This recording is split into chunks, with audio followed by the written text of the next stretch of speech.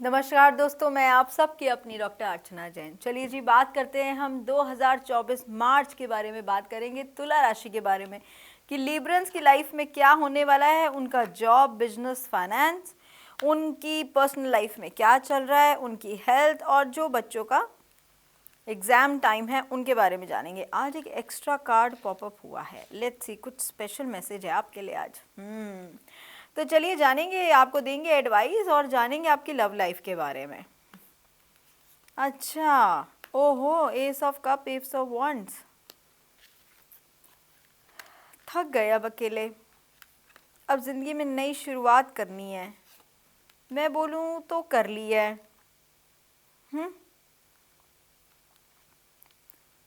अपना real face खुद पहचानो। अब अंदर से खुद जानते हो आप लोग कि आप कहाँ सही हो और कहाँ गलत है, और आप किसको बेवकूफ़ बनाने की कोशिश कर रहे हो। दुनिया कभी बेवकूफ़ नहीं होती है। आप सामने वाले को बेवकूफ़ समझते हो, बट आपको ये नहीं पता कि हो सकता है सामने वाला आपसे बहुत ज़्यादा समझदार हो और वो आपको बेवकूफ़ समझ रहा हो। तो ये जो चालाकियाँ है ना, अब इनको कम कर दो, क्योंकि आपने जितना चीज़ों को डिले किया, मुझे लग रहा है आपने काफ़ी लॉसेस बेयर किए हैं पिछले कुछ टाइम में। आपको एक फाइनेंशियल ग्रोथ नहीं दिख रही है, और अभी भी मार्च के महीने में आपकी फाइनेंशियल ग्रोथ होती हुई मुझे दिख नहीं रही है। यहाँ पे आपका एक लॉस दिख रहा है, और कहीं ना कहीं ये 5 ऑफ कप्स का कार्ड है। इमोशनली आप बहुत ज़्यादा सप्रेस हो गए हो या डिप्रेस हो गए हो। कोई ऐसी सिचुएशन थी कि आपको लग रहा था कि आपका जॉब, आपकी बिजनेस, जो भी आप करते हो, जो भी आप क्रिएटिविटी आप करना चाह रहे थे, वो किसी के बिना अधूरी है।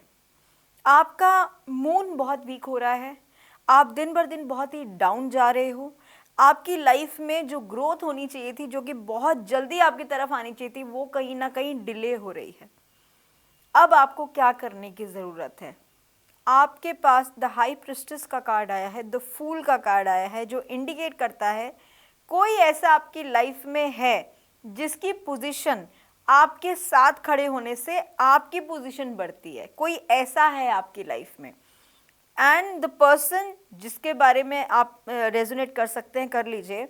उनकी पोजीशन कुछ ऐसी है, the world respect that person, और बहुत वेल्दी, बहुत शार्प माइंडेड, बहुत बैलेंस्ड, हर चीज़ को नाप तोल के ज़िंदगी में चलने वाला इंसान, ऐसा कोई आपकी ज़िंदगी में है। और 99% ही कोई मुझे लेडी दिखती है। मुझे नहीं पता, हो सकता है आपके घर में कोई बड़े बुजुर्ग हो, आपकी मदर हो, लेकिन नंबर 2 का कार्ड है।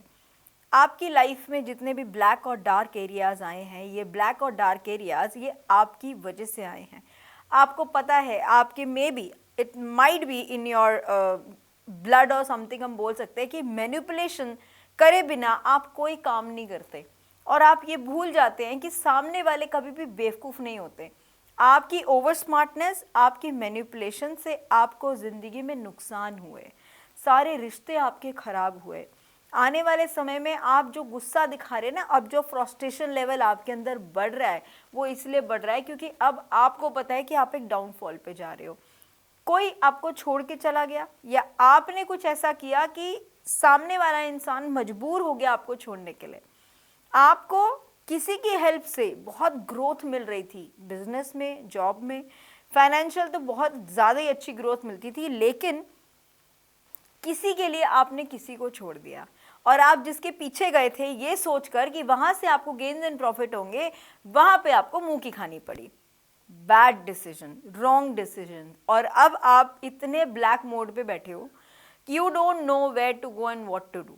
आपके पास या आपके घर में कोई ऐसे 3 लोग होंगे जिनकी रिस्पॉन्सिबिलिटी आपके ऊपर होगी, और आपने 2 लोग जिनकी चॉइसेस आपके पास थी, उसमें से आपने एक ऐसे को चुना जिसने आपको ही यूज़ किया, और आपके पास एक ऐसी अपॉर्चुनिटी थी जो आपको 100% सपोर्ट एंगल से आपके साथ खड़ा हुआ था या खड़ी हुई थी।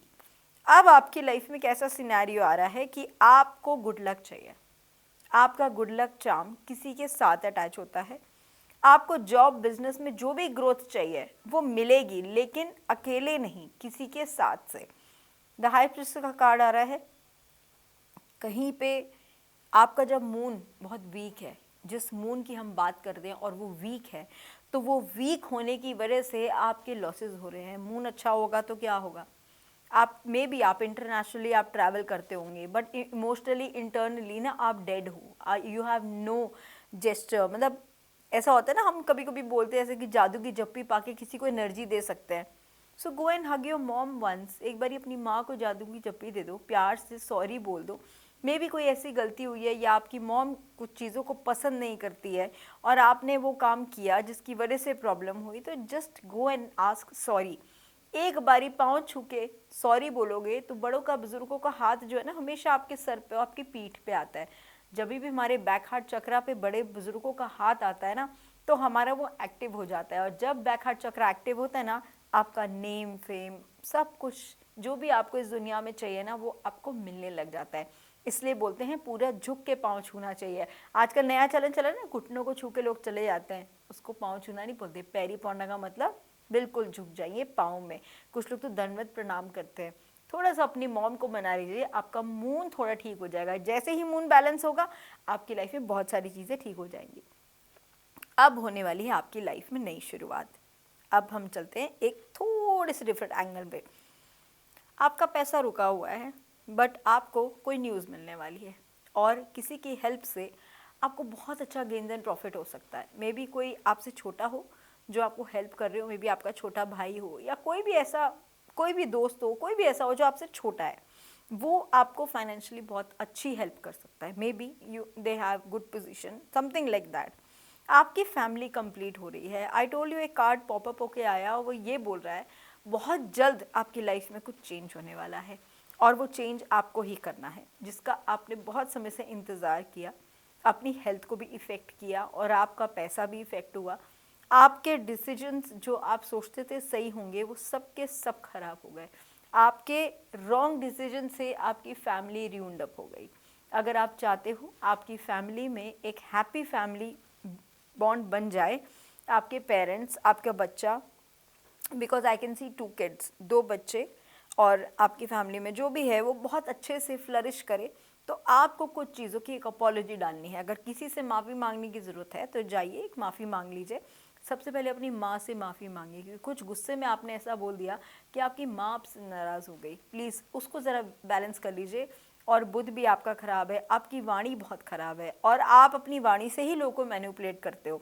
अब ये गेम खेलना बंद कर दो please, remove this mask, because अभी आपको कुछ सर्व नहीं कर रहा। अब सबको पता लग चुका है what you have and what you are the real person.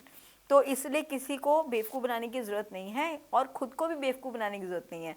The clarity you know much better. ठीक है, तो चलिए बात करते हैं हम आपके एडवाइस की। 5th हाउस, पैशन क्या है 5th हाउस में आपके, देखो वो आपकी फेवर में आने वाला है। अपने रूट्स को मत छोड़िए, जो फैमिली रूट्स है ना उनको मत छोड़िए। आप जितने रूट्स को छोड़ेंगे ना, उतनी आपकी लाइफ में प्रॉब्लम आएगा। थोड़ा अपने सोलर प्लेक्सेस को बैलेंस कर लीजिए। इमोशनल बैलेंस होना पड़ेगा, क्योंकि मून भी कहीं ना कहीं ख़राब है। कुछ नहीं, पानी में जब जब नहाते हैं सुबह, तो थोड़ा सा हल्दी डाल के नहाना शुरू कीजिए, देखिए आपकी चीज़ें बैलेंस हो जाएगी। बात करते हैं हम स्टूडेंट्स की। स्टूडेंट्स की तो कोई नई शुरुआत होने वाली है, वेरी नाइस। मतलब मुझे कोई टेंशन दिखता नहीं है, everything is going very good. चलिए जी, अब बात करते हैं आपकी लव लाइफ के बारे में कि आपकी लव लाइफ में क्या होने वाला है, आपका पार्टनर आपको क्या कहना चाहता है। ठीक है, I gossip about you behind your back, I hate you. क्या कर दिया आपके पार्टनर को आपने। Now your partner sing I have ego problem. Maybe पहले आपने ईगो दिखाई हो, अब वो ईगो दिखा रहे हैं। I never respected any one like you respected you. किसी ने आपको बहुत इज्जत दी थी, ले लेनी चाहिए थी।